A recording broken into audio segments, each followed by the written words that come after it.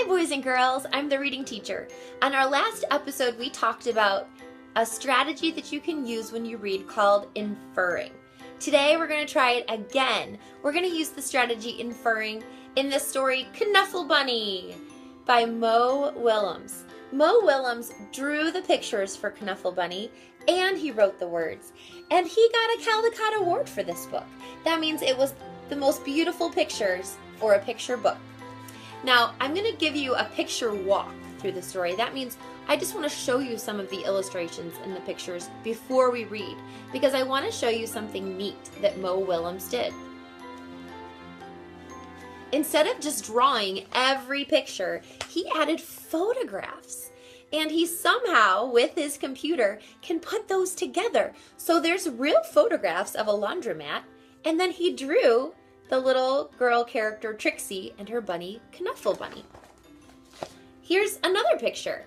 He took a photograph of a brownstone in New York City and he drew the picture of Trixie's mom and dad and Trixie over that picture, or over that photograph. Isn't that interesting? Super creative. All right, let's see if we can infer in the story Knuffle Bunny. Knuffle Bunny's main character is Trixie. And we don't know how old she is. She's old enough to walk, but she's not quite old enough to talk yet and say what she really wants. So she might be almost 2. This is her special bunny named Knuffle Bunny. And we're going to find out what happens when Knuffle Bunny gets lost. All right, we're going to be inferring what Trixie's saying. Since she can't really speak words yet, we have to try to use the picture clues and use the clues that we'd be doing, that we'd be thinking of, in order to help us figure out what she's saying. Here we go. Knuffle Bunny. Here, Mo Willems has Trixie's mom and dad getting married, and then Trixie's born, and now Trixie's a little older.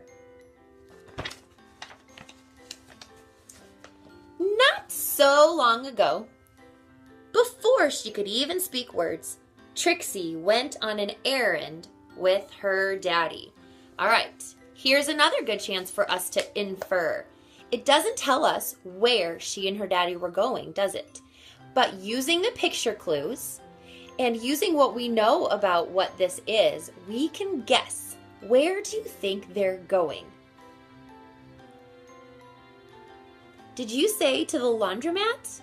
If you did, you're right. Or maybe you don't know what a laundromat is. Maybe your mom and dad have a washing machine and a dryer in your own house. Trixie's mom and dad didn't have a laundry machine in their house, so they have to go to a special store that has washing machines and wash their clothes there. Let's see what happens. Trixie and her daddy went down the block, through the park, and noticed those photographs that Mo Willems uses as the backgrounds.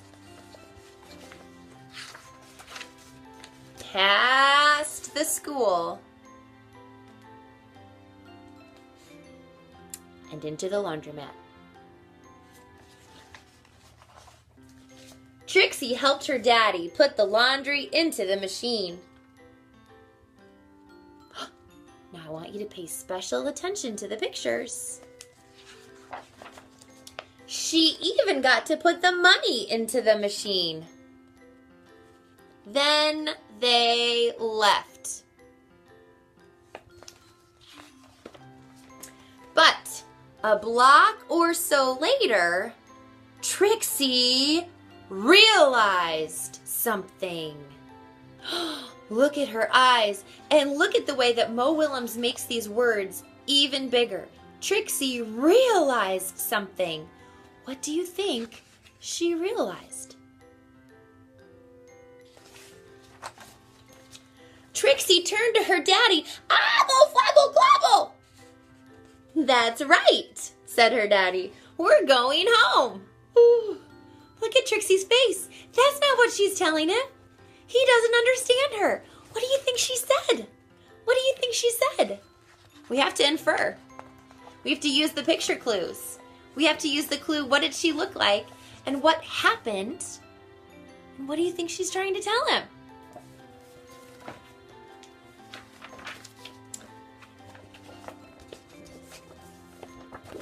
Aggle, flaggle, flaggle, said Trixie again.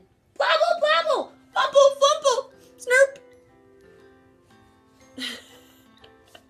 Do you think she's trying to say, Daddy, I left my bunny at the laundromat. It's back there. We have to go back, please.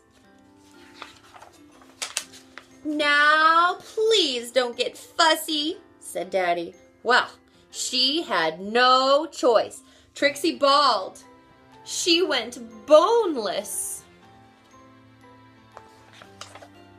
She did everything she could to show how unhappy she was. By the time they got home, her daddy was unhappy too. Now he's getting mad, isn't he? As soon as Trixie's mom opened the door, she said, "Where is Knuffle Bunny?" Do you think the daddy's finally realizing what's happened? And look at Trixie's face. It's almost like she's saying, yeah, that's what I've been saying. The whole family ran down the block and they ran through the park. They zoomed past the school and into the laundromat. Trixie's daddy looked for Knuffle Bunny and looked and looked and looked, but Knuffle Bunny was nowhere to be found. Now again, it doesn't tell us what Trixie's thinking.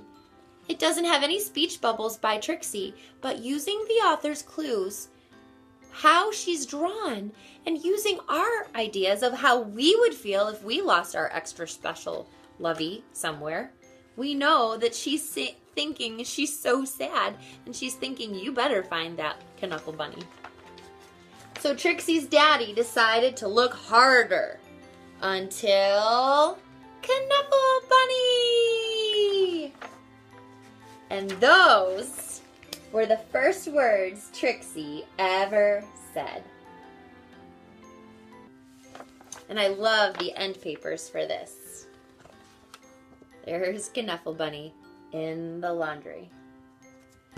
So sometimes it's really fun to read books where we have to be the inferrers and we have to make conclusions by using the clues of what we see in the pictures, what the author's saying in the text, and then using our own ideas.